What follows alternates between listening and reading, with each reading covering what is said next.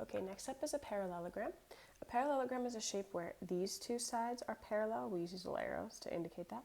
These two sides are parallel and these two sides are parallel. But unlike a rectangle or a square, these angles are not necessarily right angles. Okay?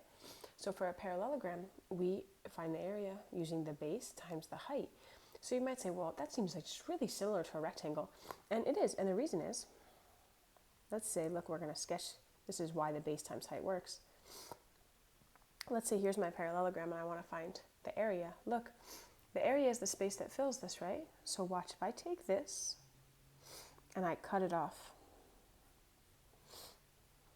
look, I can take that same triangle and put it right here,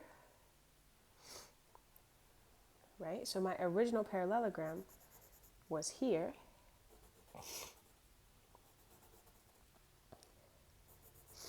But it has the same area as this rectangle, right? It has the same area as this rectangle. So if I take this little piece and I put it over here, it has the same area as the rectangle that has, right, this length and this width. So that's what the base times height is here, okay? So if I want the area of this parallelogram, what I'm looking for is the base, which is the length of the bottom, times the height, which in this case, right, is 5.7.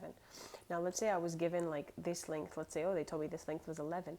That's useless. Like, that's great. Don't need that information though to find the area. So 8 times 5.7 is 45.6. So this area is 45.6. And look, these are meters. So again, I'm going to have square meters.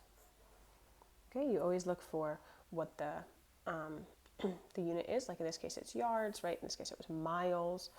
Yards again, kilometers. It doesn't matter, but it's always that unit squared because remember, right, we're looking for these square units.